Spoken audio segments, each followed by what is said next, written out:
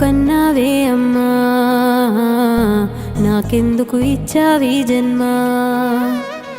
పాపను అని తెలిసిన ఆ క్షణమే ఆపేస్తే అయిపోయేదమ్మా. అన్నయ్యెవడో తమ్ముడెవడో, కాచేది ఎవడో కాటేసేదెవడో, తెలియని తికమకలో నేనున్నా, తేలేనా నా జన్మాంతానా? నన్నెందుకు కన్నావే అమ్మా, నాకెందుకు ఇచ్చావీ జన్మ? నిన్నైతే కన్నా గాని నీ రాతలు కనలేదే ఓ కన్నమ్మా. నా కన్నా కడుపును నేను కాపాడుకోలేనంత పాపమా.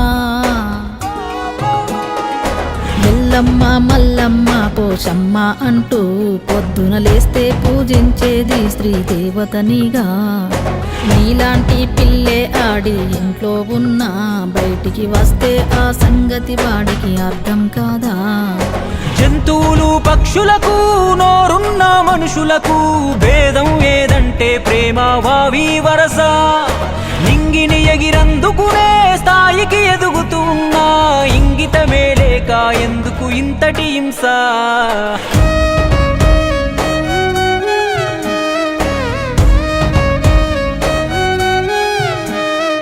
మన ఇంటి పక్కనే అచ్చం నా లెక్కనే ఉంటాది నా ఫ్రెండు మోనిక. తన తాత చూపుల్లో ఏదో వైరుధ్యము, అటువైపు ప్రేమ ఇటు కామము. గుడి కన్నా పదిలము బడిలోనే అంటారు, అక్కడనే ఎక్కువ సమయం ఉంటాము. పాఠాలు చెప్పేటి పంతుళ్ళే ఈనాడు మాటేసి కాటే వేస్తూ ఉన్నారు. బస్సుల్లో ఆటోలో బాడిని తడిమి చేతుల్లో, బాబాయి మామనమంటూ పొంతనలేని వింతలు చేతల్లో.